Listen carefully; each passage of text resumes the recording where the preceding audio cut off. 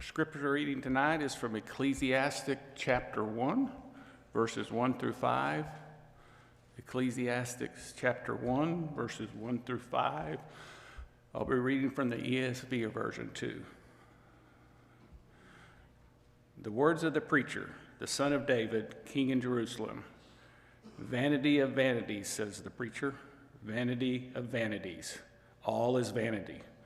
What does a man gain by all the toil at which he toils under the sun? A generation goes and a generation comes, but the earth remains forever. The sun rises and the sun goes down and hastens to the place where it rises. You may be seated.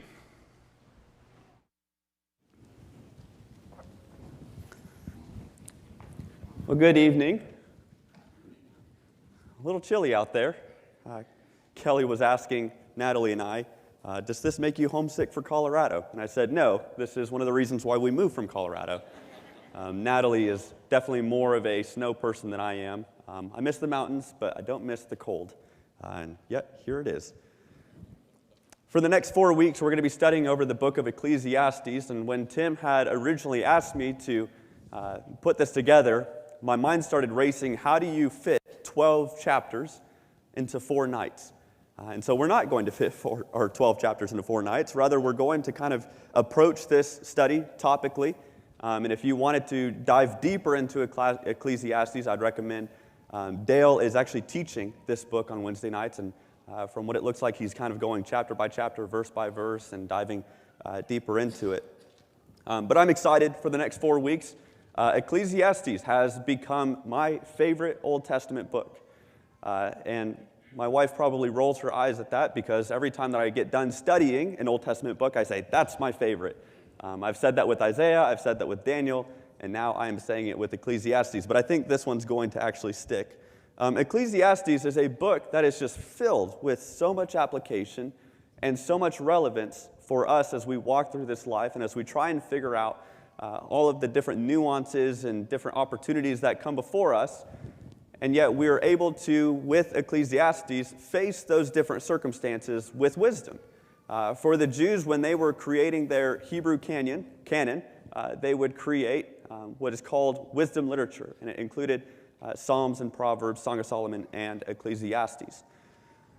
When you study over the book of Ecclesiastes, what you're going to find in verse 1 is this is the words of the preacher, the son of David, king in Jerusalem. And as we look at that first verse, if you were to open up several different commentaries, what you'd find is probably a fairly decent scholarly debate concerning who is the author of Ecclesiastes. For our sake and our study, it says the words of the preacher, he was the son of David and he was king in Jerusalem. When you put all those things together, it makes sense that Solomon would be the author of Ecclesiastes. So as we kind of go throughout this, if you hear me reference the author as Solomon, that's just my take on that, and a few different people have kind of come to the same conclusion as well. When you open up the book of Ecclesiastes, though, and as you read through it, what you're going to come across is the second verse, which is this word, chevel. And I know I'm coming after a cold, and maybe you can tell with my voice and with some of the other things that are going on that I'm a little bit stuffy and pronouncing the Hebrew word chevel. That's not me clearing my throat. That's actually just how the Hebrews would pronounce this. But in chapter 1 and verse 2, he would say, vanity of vanities, says the preacher, vanity of vanities, all is vanity. 5 times in one verse. In the second verse, nonetheless, the writer is going to point out that all of this life is vanity. And what's interesting to me is this is a preacher described in verse 1. He's also king in Jerusalem. He's son of David. Chances are he's one of the most wealthy people in the world at that time. And even though he has all of this power and all of these riches and all of this knowledge and all of the supremacy of that time, his conclusion is it's all vanity. It's all worthless. If you have progressed on to higher education, getting a master's degree or even a doctorate, then you would be familiar with what is known as your master's or doctorate thesis. It's when you kind of pull together all of your research, all of your studying, all of your reading, and all of your prior knowledge and working knowledge, and you craft together what is sometimes 200, 250 pages worth of a thesis. It's your final big research project. And in some ways, Ecclesiastes is that, where this preacher is pulling together all of his experiences and observations of life, and he says, it's all worthless. It's all vanity. It's all chevel. When looking at this word deeper, Brown Driver Briggs in the Hebrew and English lexicon put out in 1977 says that this is to be described as vapor or breath or nothingness. So it's very passing, it's fleeting. No matter how much you try to contain it, it will always flee and disperse. In fact, a couple times in the book of Ecclesiastes, the writer is actually going to kind of highlight this in a way that he would say chasing after wind or pursuing wind. It's vanity. Natalie and I are both big candle people. If you come over to our house, we probably have a few candles just kind of sporadically throughout the house. Well, if you have a candle and if you blow it out, I was going to do this as an illustration. Natalie said, no, maybe not have live fire on the stage given your background. She said, just have a picture and that'll suffice. So here's my picture of a candle with smoke. But when you blow out a candle, you'll recognize that smoke comes up. And the writer would say, life is a lot like trying to grab that smoke. You can't, hold it. It's futile, it's fleeting. And even if you were to, say take a jar, and as that candle's blown out and the smoke is going up, if you were to capture that smoke in a jar, what you would have is, actually for a while, a jar full of smoke. But what happens to it over time? It disappears, it's gone. And much is the same way with this life, where sometimes as you try and hold on to it, it's fleeting.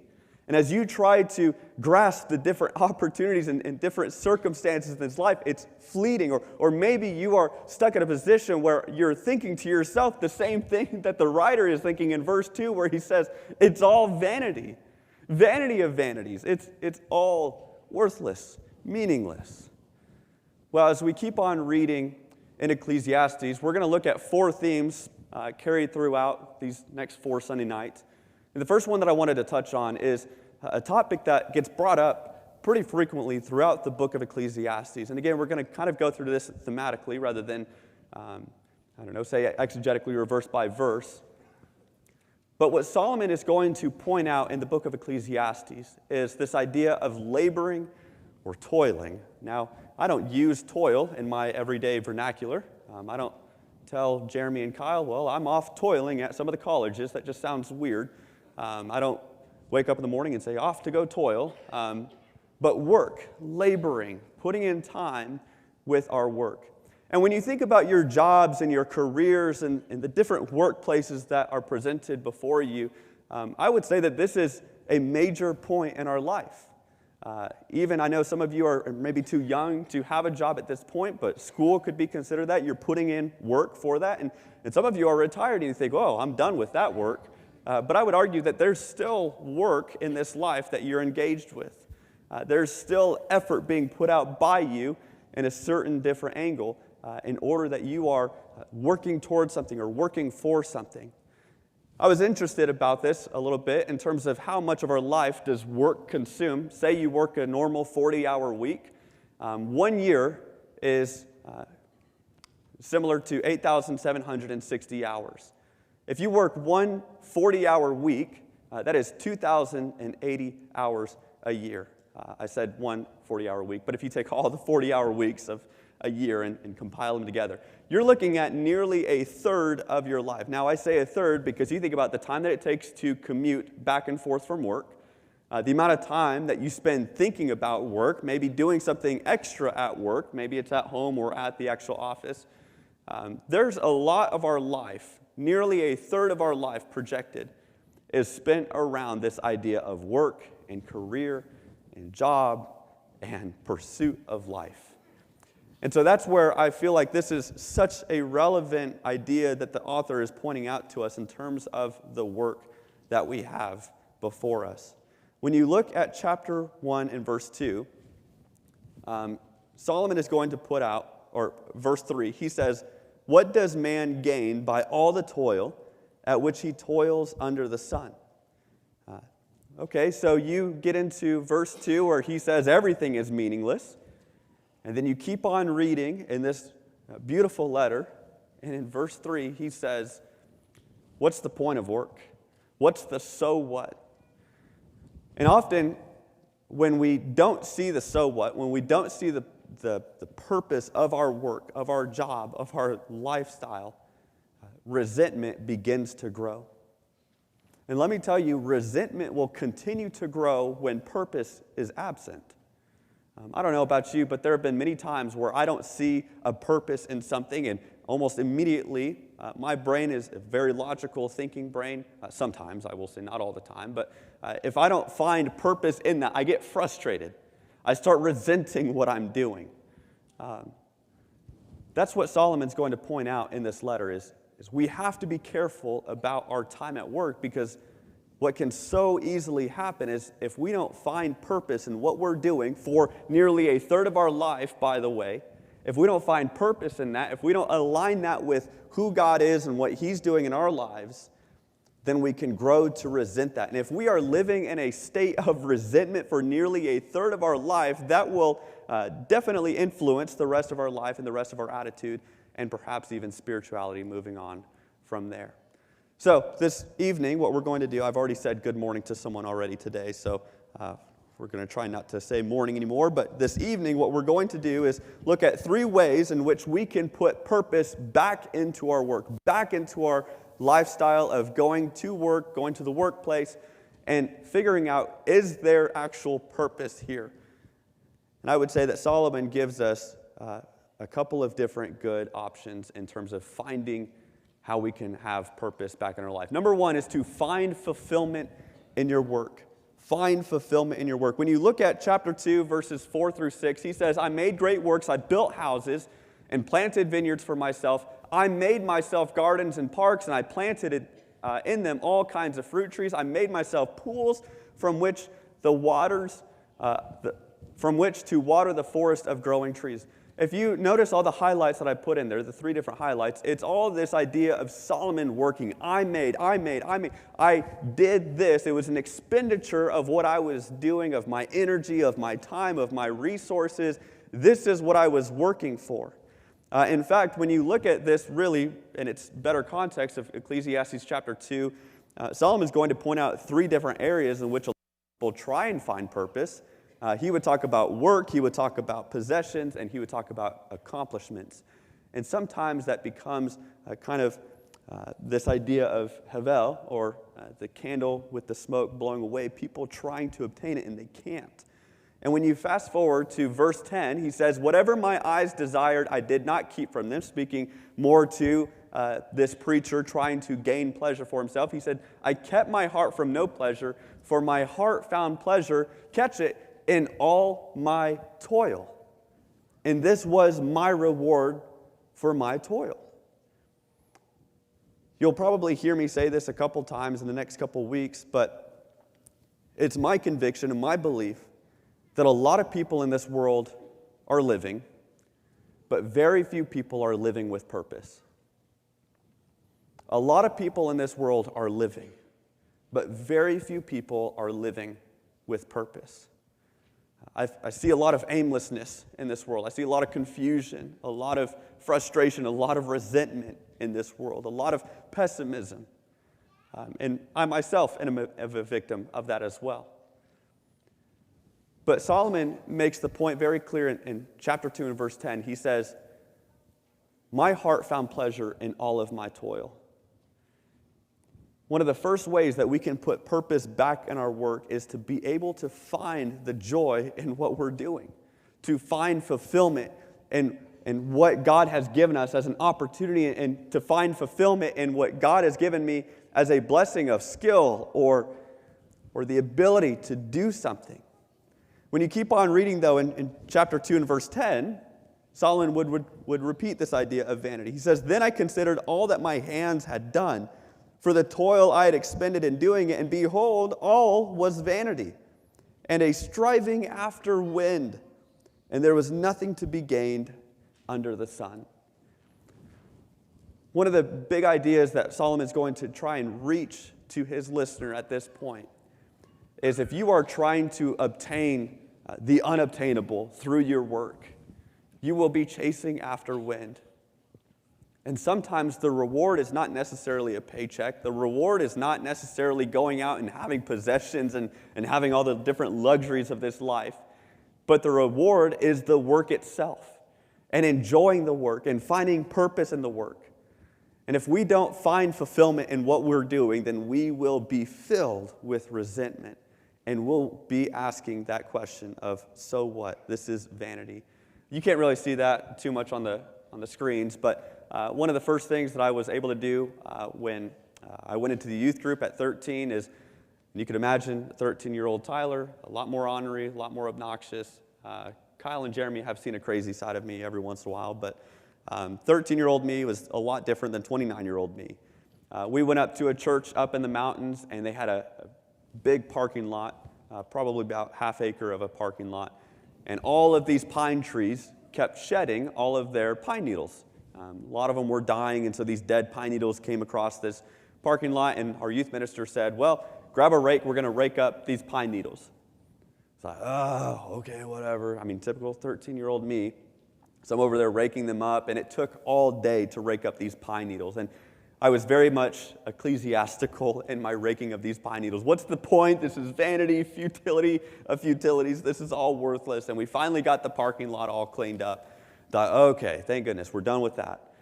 Well, then the preacher of the congregation came out and he said, oh, thank you guys so much. We really appreciate that. He said, did you get the ones down in the ditch? I was like, excuse me? And he showed us, he walked us past the parking lot and down in this massive kind of gully thing were all of these dead pine needles. And we had to rake them up, and they were blowing all over the field. And again, that reoccurred in my mind, oh, futility of futilities, and I'm raking up these pine needles. Just absolutely pointless and meaningless. At least that's what I thought in the moment. And then we went to church that following Sunday morning, and it was crazy just how many people were expressing their overwhelming gratitude. Thank you so much. Our parking lot looks so much better, and with all of those pine needles gone from that ditch, we don't have to worry about them blowing back up into the parking lot. And it occurred to me at 13 years old, sometimes it's not that I'm working for a paycheck. It's not that I'm working with an end result, but sometimes it's the work itself. And as I looked back on that, I remember spending time with good friends, spending time with Natalie, who I had a huge crush on at the time, but never had the guts to ask her out. Spending time with my very dear friend Ryan, and I look back on that with fond memories, even though in the moment it was absolutely miserable and meaningless and filled with futility. And Solomon is saying, in the moment, while you're working, find fulfillment. But that leads us to our second point, is be thankful for the present. And let me tell you, I think a lot of people in this world are too busy looking at the future or dwelling in the past for them to really appreciate what is going on now. We've been reading through Screwtape Letters with the college students on Monday nights at our house. And that's been just a great time. I've been learning how to cook, which is great. They're all still alive, so thankful for that. I haven't killed anyone with my cooking yet. But in Screwtape Letters, there's one chapter where, if you're familiar with the concept of the book, it's a fictional story that C.S. Lewis wrote back near World War II time frame.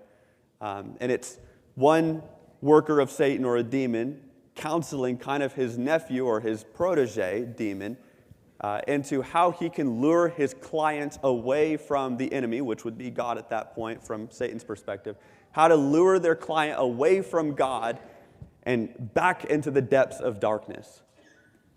And one of the things that he says, and this is really just, I think, the brilliance of C.S. Lewis, very few people in my mind, or at least very few people come to my mind in terms of having just such a good pulse of humanity and how humans work. But C.S. Lewis would write in the words of this demonic being, he said, if at all possible, get your client to dwell in the future, not in the present. And if the future doesn't work, then maybe get him to live in the past. But by all means possible, get him away from the present. Get him to think about what's happening in the future with anxieties and with worries and with all the stuff that the world is throwing at us. What's going on in our country? What's going on in our world? Or even thinking about the future in terms of, well, I can't wait to have this, or I can't wait to achieve this different degree or this different opportunity. But don't let your client live in the present, because that's when choices are made. That's when influences have their greatest influence. So keep him away from that. And I think Satan has done a masterful job about getting our world to think about the future or the past, but to forget about the present.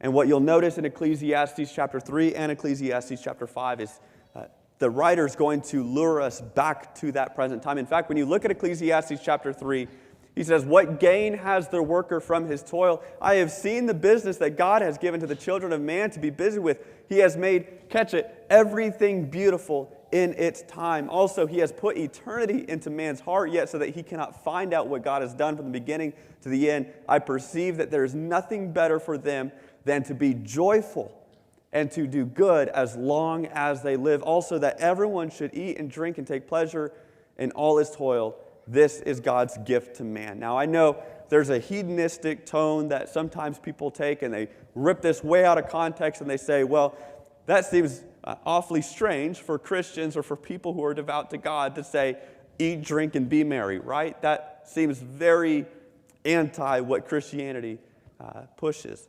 But notice how Solomon frames it. Eat and drink and take pleasure. How? In all of his toil, in all of his work. There is a missed opportunity of living in the present and enjoying what I am doing now. I think about this all the time. I am definitely a victim of being nostalgic. I love looking at things in the past. I have some of my old first cell phones up in a cabinet somewhere. I've got some of my first old laptops, and I love opening up like an Apple iBook G4, and it has the chorus come on. It's great. I love dealing with those old things. I remember in high school, though, if you've heard of the term senioritis, I had senioritis my freshman year. I walked into high school, and I thought, this isn't for me. So much so that I basically maxed out the number of days that you can miss. Don't listen to me. This is a terrible idea. I see the youth group sitting back there. Awful idea. And keep paying attention, because I'll get to a point here in a second. I remember maxing out the most amount of days that I could miss from school. I would flunk classes so that I could take a summer course online so that I wouldn't have to go to that certain class period. And then somehow I was able to save up enough credit hours that I could graduate a semester early from high school. I feel like I worked the system somehow. But I had senioritis my freshman year. And man, all the time, I mean, Natalie can attest to this. I am listening to music from when I went to high school. I'm thinking about the classes that I had in high school. I'm thinking about the friends that I had in high school. I miss those times and those days. And I think of them as the good old days. And I'm sure that that will continue to be a theme throughout the rest of my life, and I'll be one of those people who is always dwelling in the good old days. But this is definitely speaking to that, where he says, he has made everything beautiful in its time. This is coming after the context where he talks about all the different seasons: a time to be born, a time to die, a time to plant, a time to pluck up what is planted, a time to kill, a time to heal, a time to break down, and a time to build up. God has made everything beautiful in its time. And we think about those moments of mourning or loss, and God has made everything beautiful in its time. We realize that we're hurting because we've loved so deeply. God has made beautiful everything in its time, including our work, in which he would encourage us, eat, drink, and take pleasure in all his toil. When you keep on going to chapter 5, you're going to see this same theme pop back out. In chapter 5 and verse 15, he says, "As he came from his mother's womb, he shall go again, naked as he came, and he shall take nothing for his toil that he may carry away in his hand." This is the whole idea that naked in this world you came, and naked you'll leave. You can't take everything with you. And I've made this argument before in the past. The only thing that you can take with you from this life to the next is the church. And I think that that should maybe re-gear how we view the church as an investment and view the church as our family that is eternal. He says in verse 18, "Behold, what I have seen to be good and fitting is to" what? "Eat and drink and find enjoyment in all the toil with which one toils under the sun, the few days of his life that God has given him. For this is his lot. Everyone also to whom God has given wealth and possessions and power to enjoy them and to accept his lot and to rejoice in his toil." Notice what he says. This is the gift of God. Boy, sometimes work doesn't feel like a gift from God, does it? Tomorrow morning, we call it the Sunday Scaries, where we know that Monday's coming around and it's a new week filled with new opportunities and new challenges, and we get those Sunday Scaries and we don't want to go to work on Monday. And Monday rolls around, and how many of us, as we get in the car to drive to work, or we go into the office if it's at home, and we pause before we start the workday and we say, "Thank you, God, for giving me this work." You see, Solomon says, this is a gift from God, that you can enjoy what you do. And really, a lot of that comes down to mindset and how we perceive it. We can't take anything from this world with us. But God has said that this is our lot, that we can work, that we can labor under the sun and find enjoyment in it. Third and finally, and very quickly tonight, stop comparing yourself to others. When I was working as a welder up in Boulder, Colorado, I know you're probably sick of those stories, but my first few months was working on day shift. And the way that the facility was laid out is we had all of the welders, which we called grunts. We had all the grunts in the shop. We're dirty. We've got just dirt all over our face. We've got metal shavings in our clothes. We've got wire wheels sticking out of our sleeves. We're sunburnt from the welding. Just a rough place to be in. And then every once in a while, we would see one of them. One of the engineers walk in, and they would smell nice, and they had a cup of coffee in their hand. They had nice shoes. They were dressed in a suit, and we thought, oh, man, it would be so nice to just go and work in the air conditioning for even a day and then come back here. And we always looked at them.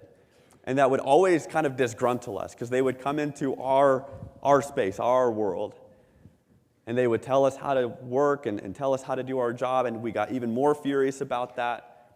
And then something happened. I got switched over to night shift. And of course, all of those people from the nighttime hours, they were at home sleeping while we were at the shop working. And so they weren't there anymore. And the craziest thing happened. We started to enjoy work more. We started to have fun with what we were doing, and it was the night crew. And if you've ever worked a night shift, the night crew is a different group of people. We enjoyed it because we didn't see them anymore. We didn't see how nice life could be. Sometimes the struggle is, and let me tell you, ministry can do this too. As soon as we start looking at others and comparing and thinking about what all they have and what all they get to do, it can drive us to despair, and it can even drive us to resentment. But Solomon would say in Ecclesiastes chapter 4, verse 4 through 6, "Then I saw that all toil and all skill and work come from a man's envy of his neighbor." Does that sound accurate to this world? That a lot of us are working because of the envy that we have within us of our neighbor? This also is vanity, and it's striving after wind. As soon as that candle is blown out and that smoke is going up, it's trying to chase it or to grab it. It's worthless. It's a waste of time. He says, the fool folds his hands and eats his own flesh. Basically, terminology to say that he is working so hard that he is devouring himself. He is consuming himself with all of this time and this evil that Solomon would classify it as, of trying to strive after what his neighbor has. Verse 6, better is a handful of quietness. Notice he says, better is a handful, not two hands, than two hands full of toil and striving after wind. To have that balance of, I don't care what my neighbor has. I'm happy for them. Good for them. But God has given me now to be thankful. God has given me now to work and to work with those who are around me. Better is a handful of quietness than two hands full of toil. Man, I think sometimes our society is chasing after this two handfuls of toil. How many hours can we work? How much money can we save? What are the nicest things that we can buy? Why? There's nothing new under the sun. Ecclesiastes chapter 4 and verse 4, I saw that all toil and that all skill comes from work of a man's envy of his neighbor. Tonight, hopefully, was a practical lesson in terms of getting over those Sunday scaries and going to work tomorrow and facing the new work week. But hopefully it was more than that. Hopefully it's encouragement to you to maybe reapproach how to put purpose back in your life. There are a lot of things in this life that seem futile, seem vain. There's a disagreement. Vain to make the bed in the morning. You're just going to crawl back into it at night, so why make the bed in the morning? And there's so many things around our life that are just futile and vain.